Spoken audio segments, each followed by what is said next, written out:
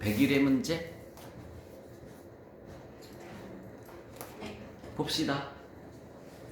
1번 손익계산 항목 중 유형자산 처분 손실이 발생할 경우에 변동되는 것을 물었죠. 공식을 불러줘 볼까요? 매출 마이너스 매출원가는 매출 총이익 써보세요. 매출 마이너스 매출원가는 매출 총이익 마이너스 판매관리비는 영업이익 마이너스 판매관리비는 영업이익. 자, 여기까지만 써놓고 한번 보자. 유형자산 처분 손실을 밑줄 쳐보세요.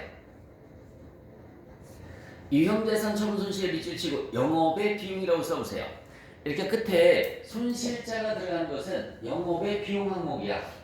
손실자가 들어간 것은 영업의 비용 항목이에요. 근데 지금 내가 불러준 매출 마이너스 매출원가는 매출 총이익 마이너스 판매관리비는 영업이익, 여기에는 영업의 비용 아직 반영이 안 된 적 있죠. 그러니까 매출원가랑도 관련이 없고 매출 총이익과도 관련이 없고 영업이익과도 관련이 없죠. 답은 몇 번? 4번이 답이 되는 겁니다. 공식을 끝까지 불러줘 볼게요. 이제 영업이익 다음에 플러스 영업의 수익 플러스 영업의 수익 마이너스 영업의 비용은 법인세 차감전 순이익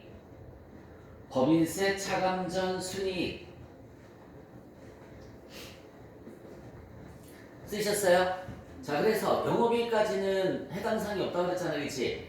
법인세 차감전 순이익에 영향을 미치는 겁니다. 답은 4번. 자, 2번 문제 보시면 현금 및 현금성 자산에 해당하지 않는 것을 물었어요. 현금하고 예금이 아닌 걸 찾으면 되지. 당주예금, 타임발행수표, 보통예금. 여러분 동그라미 이번에 타임발행수표는 뭐라고 하지? 현금이 되는 거죠. 4번이 왜 답이 안 될까요? 취득 당시 만기가 몇 개월 이내에 도래해야 돼요? 3개월 이내에 도래야 현금성 자산으로 분류가 된단 말이야. 3개월 이내. 다시 한번 말씀드릴게요. 취득 시로부터 만기가 3개월 이내에 도래해야 되는데 그래야 현금성 자산인데 1년 이내라고 나와 있죠? 그 얘는 단기금융 상품으로 분류가 되는 겁니다. 단기금융 상품.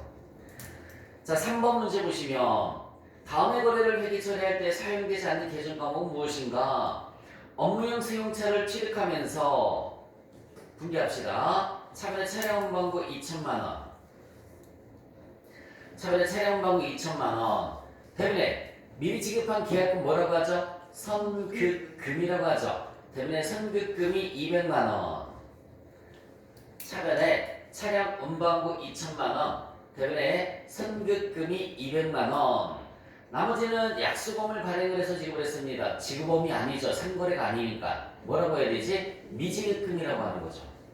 상거래가 아니잖아. 상품, 제품, 원재료와 같은 상거래에서만 발음 지급범이란 말 쓸 수 있다고 그랬죠. 그렇죠?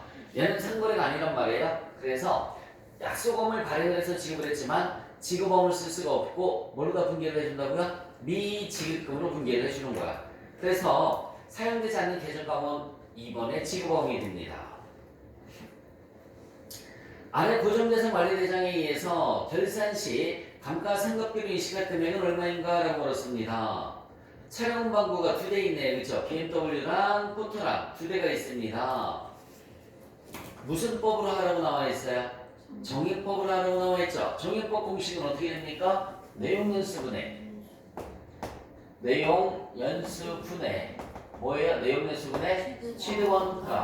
취득원가 마이너스 잔존가치.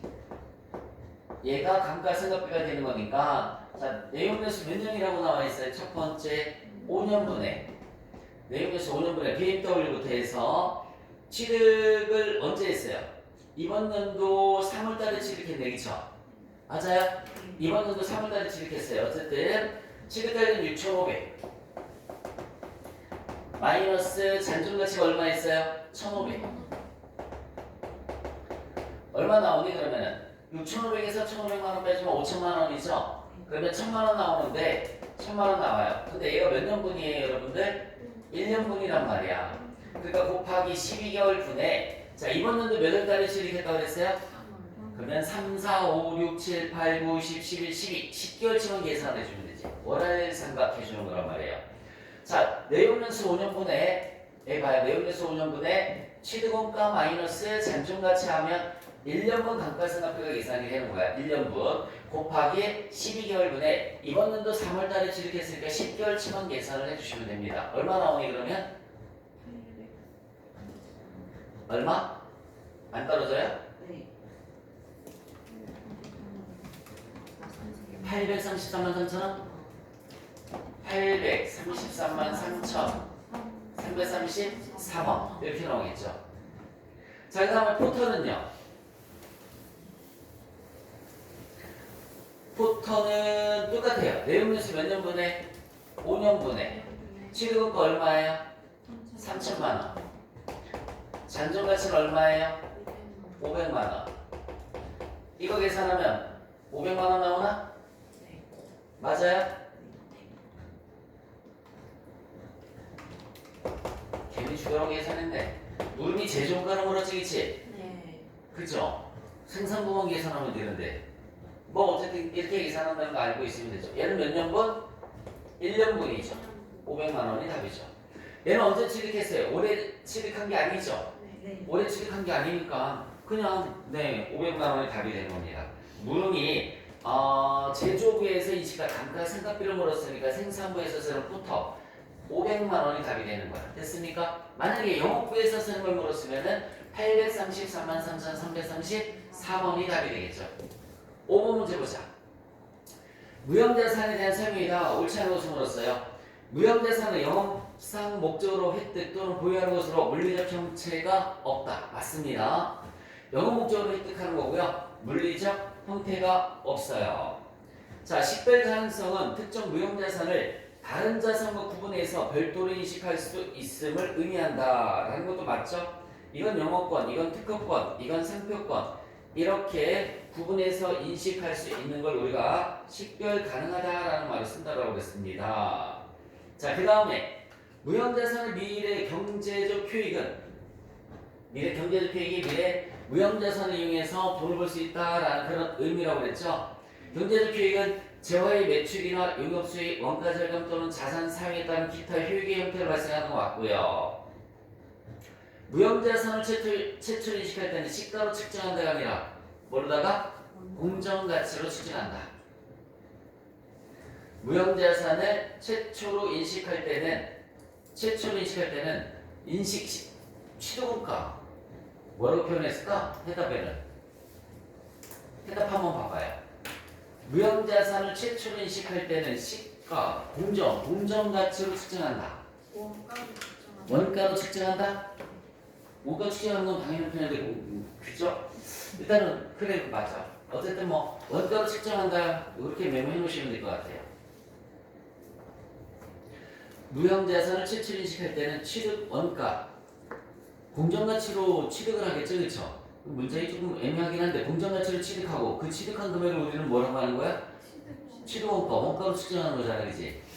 문장이 조금 그런 것 같아요. 어쨌든 옳지 않은 것은 뭐 이 문제에서는 4번입니다. 자, 6번 문제를 보시면 단기 매매 증권 처분 가액을 계산하면 얼마인가? 라고 물었습니다. 몇 월 며칠에 팔았어요? 9월 1일에 팔았어요. 9월 1일에. 자, 단기 매매 증권 계정을 봤더니 8월 1일에 현금이 얼마 있죠? 50만 원 있죠? 이거 뭐야? 50만 원 좀 취득했었다는 얘기가 되겠죠, 그렇죠? 50만 원을 취득했었고요. 단기 매매 증권 처분이익 계정을 봤더니 얼마 있어요? 10만. 네, 10만 원 있으면은 팔아가지고. 그죠? 팔아서 얼마? 10만 원을 이익을 얻은 거니까 얼마에 팔았다는 얘기지? 60만 원에 팔았다는 얘기죠. 답은 3번. 7번 문제 보시면 아래의 분계를 각 계정별 원자에 전개한 것으로 가장 적절한 것을 물었습니다. 전개라는 말이 이제 옮겨 적는 걸 얘기를 하는 거거든요. 급여가 차면에 있죠. 여기는 이제 급여 말고 예수금하고 미지입금이 나와 있으니까 예수금이 분계해서 어디에 있어요? 대변에 있죠. 그럼 1번은 틀렸네. 예수금이 대변에 있어야지, 그치? 대변에 있어야죠, 대변에. 대변에 급여 5만원 이렇게 가 있어야 되겠죠. 자, 미지입금이 대변에 얼마 있어요? 195만원 있죠? 그러니까 2번은 무조건 아웃이 되는 거고요. 3번도 아웃이네요. 왜? 어디에 있어야 돼요? 대변에 있어야 되는 거지, 그치? 그러니까 4번이 맞는 거죠. 4번이. 이거 이렇게 차변의 급여가 얼마예요? 200만 원. 차변의 급여가 200만 원. 대변에는 예수금이 5만 원이고요. 미지급금이 195만 원 이렇게 돼 있어요. 그리고 급여 계정부터 한번 보여드릴게요. 급여. 다른 거 보지 말고 급여 계정. 여기 봐요. 급여가 차변에 있죠. 그럼 차변에 200만 원. 이렇게 써주는 거라고요. 그리고 예수금이 대변에 있죠. 예수금이 대변에 얼마 있어요? 5만 원 있죠. 그럼 대변 5만 원 이렇게 가는 거라고요. 그 다음에 미지급금이 대변에 얼마 있어요? 195만 원 있죠. 그럼 대변에 195만 원 이렇게 가면 된다고요. 차변은 차변, 대변은 대변으로 가면 되는 거야. 그리고 계정 과목 상대편을 써주면 돼. 여기 봐봐. 요거부터. 여기 뭐라고 쓰나 봐봐. 미지급금의 상대가 뭐예요? 급여죠. 급여라고 쓰면 돼요. 예수금의 상대가 뭐예요? 급여예요. 그럼 여기도 급여라고 쓰면 돼요. 여기는 뭐라고 쓸래? 급여의 상대가 뭐예요?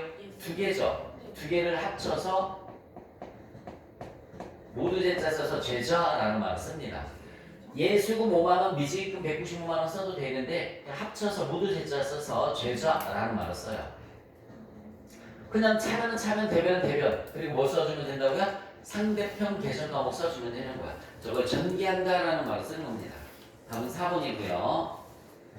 자, 8번 문제 보시면 다음 계정 과목 중 계정 7개 분류가 나머지와 다른 것을 물었습니다. 여러분 매도가능 증권 처분이 영업의 수익 이렇게 써보세요. 영업의 수익. 자산 수중이익도 영업의 수익. 단기 매매 증권 평가이익도 영업의 수익. 결론 1번, 2번, 3번은 모두 영업의 수익이네요. 1번, 2번, 3번은 모두 영업의 수익에 속하는 겁니다. 근데 자기 주식 처분이익은 뭐에 속하는 거죠? 자본이익. 그러니까 이렇게 외워주면 돼. 여러분 무슨 처분이익은 여기 봐. 무슨 처분이익은 다 영업의 수익이에요. 영업의 수익. 그런데 단 자기 주식 처분이익은 뭐에 속하는 거라고요? 자본 잉여금. 이렇게 외워주면 되는 거야. 자, 그리고 또 한 가지 여기 봐요. 무슨 처분 손실은 다 뭘까 그러면 영업의 비용이에요. 그런데 단 자기 주식 처분 손실은 뭐에 속하느냐면 자본 조정에 속하는 겁니다. 이렇게 암기해 주시면 되는 거야. 자기 주식 처분이익은 영업의 수익. 단 자기 주식 처분이익은 자본잉여금에 속하는 거고요. 자, 무슨 처분 손실은 다 영업의 비용. 단 자기 주식 처분 손실은 자본 조정에 속하는 겁니다. 자, 그 다음 문제 9번 문제를 한번 볼까요? 다음 중 제조원가 명세서에 표시되지 않는 것을 물었습니다. 여러분 제조원가 명세서 제조원가에 재료비, 농무비, 제조간접비 세 가지 있는 거지? 맞아요? 다시 한번 제조원가는 재료비, 농무비, 제조간접비 세 가지잖아. 그러니까 1번 맞죠? 이 세 가지 표준 걸 단기 총 제조원가라고 하는 거지? 그게 완성되면 제품 제조원가가 되는 거잖아? 1, 2, 3번은 모두 맞는데 4번의 매출원가는 어디에 표시가 되는 거지? 손익계산서에 표시가 되죠. 매출원가는 손익계산서에 표시가 되는 내용입니다. 10번. 종합원가 계산, 개별원가 계산에 대한 설명이 다 옳지 않은 것을 골라라. 다품종, 주문생산. 여러분 주문생산 밑줄 치시고 개별원가 계산 밑줄 치시고 주문생산 밑줄 치시고 개별원가 계산 밑줄 치시고 맞죠? 정유, 제당, 제분. 여러분 제당이 설탕이고 제분은 밀가루지? 맞아요? 대량 생산이야 주문 생산이야? 대량 생산이니까 종합원가 계산 맞죠? 2번도 맞고 건설업은 주문에 의한 거죠, 그쵸? 그러니까 개별원가 계산 맞습니다. 상대적으로 정확한 원가 계산은 무슨 원가 계산 방법이라고 그랬죠? 개별원가 계산이 정확한 거라고 그러죠. 말 그대로 개별적으로 하니까 그게 정확할 수밖에 없죠. 자, 11번 평균법에 의한 가공비 완성품 완산량을 계산을 해라. 재료비는 공정 초기 전량 투입되며 밑줄 쳐보세요.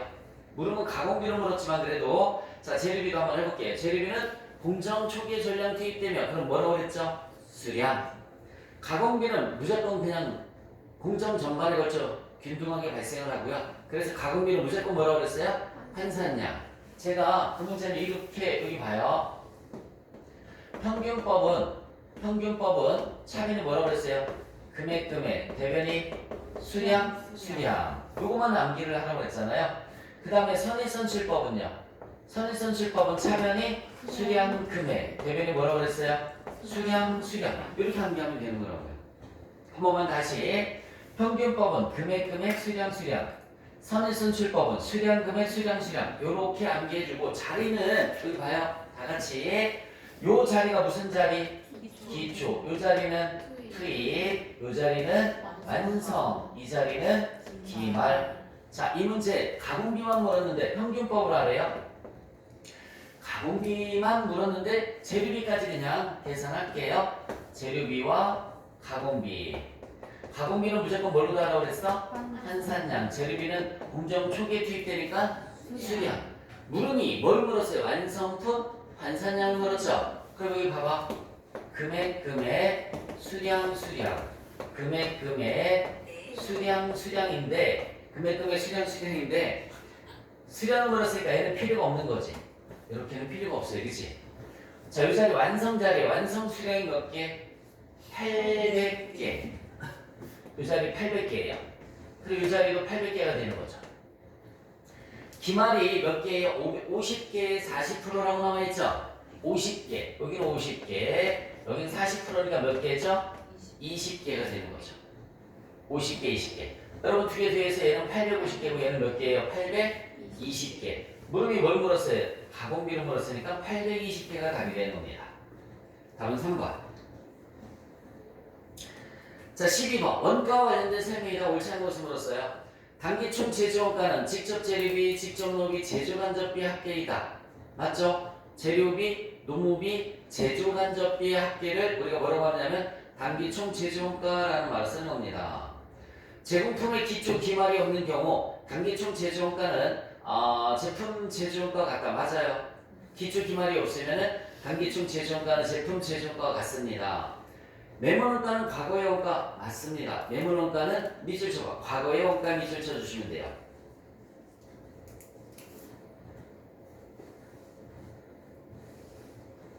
매물원가는 과거의 원가고요. 자, 4번에 기회원가는 여러 대안에 의한 의사결정을 했을 때 선택하지 않은 대안. 포기한 원가를 갖다 우리가 기회원가라고 하거든요. 그런데 기대치의 합계이다. 요 문장이 틀렸습니다. 이 문장이 틀렸어요. 선택되지 않은 원가를 갖다 우리가 뭐라고 하냐면 기회원가라는 말을 쓰는 건데 기대치 합계가 아니에요. 그러니까 아주 쉽게 이런 말 쓰죠. 여기 잠깐만. 내가 300만 원 받던 직장을 때려치고 김밥 장사를 했어요. 그럼 내가 포기한 원가가 얼마야? 300만 원. 그게 기회원가가 되는 거예요. 김밥 장사를 했는데 여기 봐요. 김밥 장사를 했는데 그럼 얼마 이상 벌어야 되는 거지? 300만 원 이상 벌어야 되는 거지, 그치? 그런데 200만 원밖에 못 벌면 나는 뭐가 생각이 나지? 내가 포기했던 기회원가가 생각이 나겠죠, 그쵸? 그래서 내가 포기한 원가 중 최적의 원가를 갖다 우리가 기회원가라는 말을 쓰는 겁니다. 기회원가. 자, 한 번만 다시. 내가 월급 받았을 때 얼마라고 그랬어요? 300만 원. 알바했을 때 200만 원. 근데 이거를 다 포기하고 김밥 장사를 했어. 100만 원밖에 못 벌어. 뭐가 제일 많이 생각이 나? 300만 원. 알바한 거 아니면 월급 받은 거? 월급 받았을 때, 정상적으로 월급 받았을 때 300, 그쵸? 이게 제일 많이 생각이 나겠죠, 그쵸? 그러니까 포기한 원가 중에서 최적의 원가가 기회원가가 되는 겁니다. 마지막 한 번만 다시. 내가 회사를 다닐 때는 300만 원 월급을 받았고, 알바할 때는 200만 원 월급을 받았어요. 근데 이걸 다 포기하고 김밥 장사를 했어요. 한 달에 100만 원밖에 못 벌어요. 그러면은 이 사람이 생각나는 거는 내가 포기한 것 중에서 알바가 생각이 날까, 정상적으로 직장 다니는 게 생각이 날까? 정상적으로 직장 다녔던 원가가 제일 크잖아요, 그쵸? 그걸 우리가 무슨 원가라고 하는 거라고요? 기회원가라는 말을 쓰는 겁니다. 그러니까 선택하지 않은 대안의 기대치 합계는 아니죠. 선택하지 않은 대안의 기대치 합계는 알바비 200에다가 회사 월급 300 합쳐서 500이 생각난다는 얘기잖아요, 그치? 그게 아니라고. 둘 중에 얼마? 300만 원만 생각이 나겠죠. 포기한 원가 중에서 최적의 원가가 생각이 나는 겁니다. 그걸 기회원가란 말 쓰는 거예요. 4번. 자, 13번. 부가세법상 세금 계산서 및 거래 징수와 관련된 설명에다 잘못된 것을 물었습니다. 사업자가 재화 또는 용역을 공급하는 경우에는 부가세를 재화 또는 용역을 공급하는 자로부터 징수해야 한다. 맞죠? 세금 계산서는 재화 또는 용역 공급 시기에 발급한다는 맞습니다. 세금 계산서는 재화 또는 용역의 공급 시기에 발급하는 것도 맞고요. 세금 계산서는 재화 또는 용역이 공급받는 자와 대가를 지급받는 자가 다른 경우 대가를 지급받는 자에게 발급해야 된다라고 나와 있습니다. 여러분, 세금 계산서는 재화나 용역에 공급받는 자가 뭐죠? 물건을 사는 자죠. 사는 자한테 세금 계산서를 발행을 해줘야 되는 거죠. 돈 주는 사람한테 세금 계산서를 발행해 주는 게 아니라 물건을 받는 사람한테 세금 계산서를 발행을 하는 거라고요. 쉽게. 다시 한번요. 물건 받는 사람과 돈 주는 사람은 서로 다르대. 돈 주는 사람한테 영수증 끊어주는 게 아니라 누구한테 끊어주는 거라고요? 물건을 사는 사람한테 영수증을 끊어주는 거야. 그래서 답은 3번이고요. 4번. 재화 또는 용역 공급 시기 되기 전이라도 대가의 일부 또는 정보를 수령을 한 경우 밑줄 쳐보세요. 대가의 정보 또는 일부를 수령한 경우 세 글자로 선수금이란 말 씁니다. 선수금에 대해서 세금 계산서를 발급을 할 수가 있다는 얘기예요. 자, 동그라미 4번 다시 한번. 재화 또는 용역의 공급 시기 되기 전, 물건 팔기 전에, 그죠? 물건 팔기 전이잖아. 물건 팔기 전에 돈의 일부 또는 전부를 받은 적이 전, 이게 선수금 받았다는 얘기입니다. 세금 계산서 발행 당연히 할 수 있는 거예요. 14번. 면세 대상 용역에 해당하는 것을 물었습니다. 전세버스라든지 골동품 중개 용역이라든지 자동차 운전면허 학원이라든지 다 과세입니다. 책 빌려주는 건 면세가 되는 거고요. 자, 부가세 과세 표준을 계산하면 얼마인가? 자, 여러분, 연체이자에 대해서는 부가세가 없습니다. 연체이자에 대해서는 부가세가 없어요. 그래서 연체이자 동그라미, 매출 할인 동그라미, 매출 애누리 동그라미. 지금 동그라미 친 걸 묶어서 과세 표준에 포함하지 않는 것 이렇게 쓰는 거야. 과세 표준에 포함하지 않는 것. 근데 자, 잠깐만요. 여러분 헷갈릴 수 있으니까 그냥 총 매출이 얼마죠? 100만 원이죠. 여기서 애누리 빼주고 할인 빼주면 돼요. 애누리 빼주고 할인 빼주면 되는 겁니다. 판매 장려금과 대손금은 빼주지 않습니다. 그 연체이자에 대해서는 부가세를 계산하지 않습니다. 그냥 이렇게 공부하시는 게 조금 더 훨씬 더 나을 수 있을 것 같아요. 한 번만 다시. 총 매출이 얼마에서 100만 원에서 애누리나 할인을 빼주는데 판매 장려금이나 대손금은 빼주지 않는다. 그리고 연체이자는 받은 거야.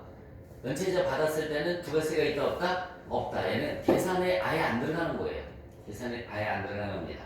그래서 100만 원에서 16,000원 빼주고 3만 원 빼주시면 돼요. 46,000원 빼주시면 95만 4천 원이 답입니다. 15번 문제가 여러분들 우리 초급 단계에서는 제일 어려운 문제예요. 15번 문제가. 왜냐면 암기를 무조건 해줘야 되는데 내용도 많고 그랬어요.